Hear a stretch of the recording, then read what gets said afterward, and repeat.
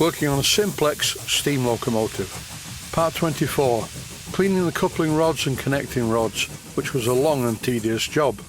During the cleaning of the wheels I find a problem.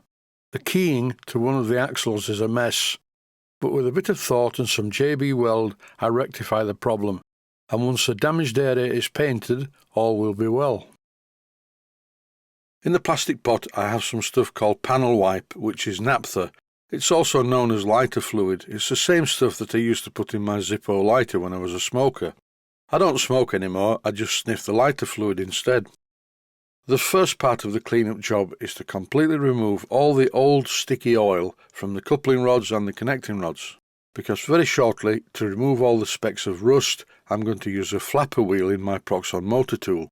But if I go straight in with the flapper wheel, all the old oil and grime on these parts will just clog up the flapper wheel.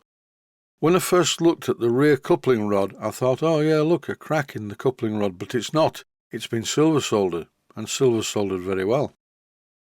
This is not a problem because the engine's run successfully for quite a few years by the look of it with this silver soldered coupling rod. I would say there's a definite problem with the quartering on this locomotive. I'll look at that in detail when I start to put the engine back together, but that's a fair way off at the moment.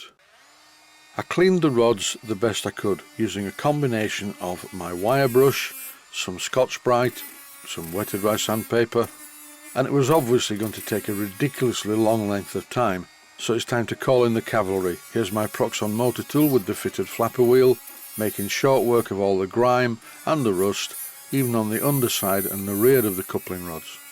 I really don't recommend using a drum sander attachment, because these are far more vicious than a flapper wheel, and all you'll end up doing is cutting grooves into your connecting rod.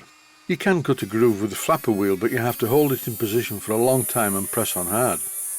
In this clip I'm cleaning the underside of one of the rods where I didn't clean the oil off first. This contaminated the flapper wheel and it took quite a while before it started cutting again, but I got there in the end. I would just recommend always remove the old oil first. The flapper wheel has another use.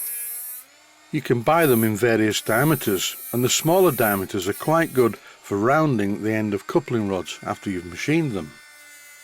Normally the ends of these rods are shaped by using a milling cutter in a milling machine and carefully rotating the coupling rod around a post in the machine vise. And this method of shaping coupling rods and connecting rods doesn't always give a good finish, but this does. You have to be a little bit on the careful side, and you can use it this way, but it's not recommended unless you practice for a while. Various different diameters of small flapper wheels like this are available, and I have a much smaller one, but that's a bit worn out. But bear in mind, these flapper wheels constantly reduce in diameter as you use them. I must admit they're not perfect, not very pretty, but at least they've scrubbed up very well. This is a tin of WD-40. And I sprayed the coupling rods and the connecting rods before I put them in this red plastic box. This is where I'm temporarily keeping all the parts that I take off the engine. Now it's fun time. This is JB-Weld, a 2-pack epoxy resin. I use this a lot, it's really good stuff. This is the 24-hour version. It takes 24 hours for it to set, and here I've mixed the 2 parts together and I'm applying a copious amount around the edge of the axle, mainly filling in the holes of the grub screws. I coated each side of the wheel with the JB-Weld and then left it for 24 hours for it to set. And now I need to clean off most of this JB-Weld that I applied, and this is plan A. I'm changing the jaws in my chuck for the outside jaws so I can hold the entire wheel in the chuck. Nothing difficult worth mentioning here. You just take out the old jaws by rotating the chuck key, and then you fit the new ones in the same order, 1, 2, 3. The numbers are marked on the chuck and they're also marked on the jaws, so you can't really get it wrong. The problem is, owing to the crank pins sticking out, I can't really hold much of the wheel in the chuck. This is the other wheel at the other end. It's being supported by a live centre in the tailstock. This allows me to manually rotate the wheel, and I have a parting tool in the tool post which is cleaning off all the surplus JB-Weld. This seemed like a good idea, but of course I can only go part of the way round because the crank pin once again is in the way. And furthermore, this is the rear wheel set. The crankpin on the centre wheel set is just too long for me to hold the wheel in the chuck anyway. The only way I could support the wheel would be to make a special, very long centre to go into the main chuck, and then as you see here, use a live centre in the tailstock. After much toing and froing, this is as far as I got. So once again, it's time to enlist the help of my Proxxon motor tool fitted with the flapper wheel, and this easily removes the JB-Weld and deposits it as a fine dust all over the wheel. So don't forget, when you're doing jobs like this, wear a breathing mask. The axles stick out slightly proud of the wheel, and this is what's meant to happen with the Locomotive. But to get rid of the random array of grub screws, I need to grind the axle down to the level of the wheel, and I will end up with a flat surface. But doing this using a flapper wheel was taking far too long. To speed up the job, I decided to use my Proxxon angle grinder, and here, as you can see, it's removing quite a lot more of the steel axle. The angle grinder, by the way, isn't fitted with a cutting disc, it's fitted with a flapper wheel, but it's quite a large, flat, multi-layered flapper wheel, and it makes short work of the job of levelling the axle with the front of the wheel. Here I'm starting to get somewhere. You can still see the marks in the wheel, very unsightly, and one of the grub screws, but at least they're now full of JB-Weld. I turned the wheel over and started on the other side, same principle, but without putting it in the lathe, and without using the flapper wheel, I went straight to the angle grinder. And in this clip, once again, I'm working with the flapper wheel in the Proxxon motor tool. Here I'm using my finger to just check that everything's flat, and it's not quite, so I'll continue. This actually looks okay, but at the right hand side the axle is still above the wheel, and that's why I applied so much JB-Weld.